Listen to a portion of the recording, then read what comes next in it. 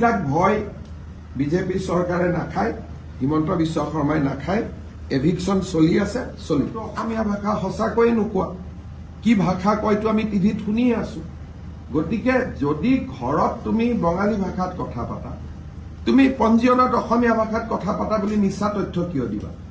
কাৰণ পঞ্জীয়নত লোকপিয়লত মিছা তথ্য দিয়াটো অপৰাধ।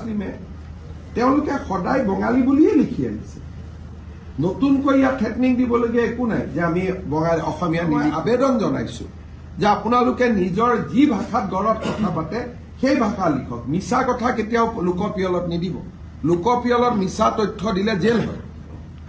গতিকে ঘৰত যদি বঙালীত কথা পাতে আপুনি কিয় অসমীয়া বুলি লিখিব? কিন্তু অসমীয়া ভাষা আমি জীয়াই থাকিম, তেওঁলোকৰ ওপৰত অসমীয়া ভাষী লোক নিৰ্ভৰশীল নহয়।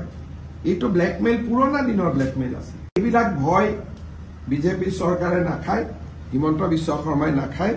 এভিকশন চলি আছে, চলিব। অসমীয়া ভাষা সঁচাকৈয়ে নোকোৱা, কি ভাষা কয়তো আমি টিভিত শুনিয়ে আছো। গতিকে যদি ঘৰত তুমি বঙালী ভাষাত কথা পাতা, তুমি পঞ্জীয়নত অসমীয়া ভাষাত কথা পাতা বুলি মিছা তথ্য কিয় দিবা? কাৰণ পঞ্জীয়নত লোকপিয়লত মিছা তথ্য দিয়াটো অপৰাধ। তেওঁলোকে সদায় বঙালী বুলিয়ে লিখি আহিছে।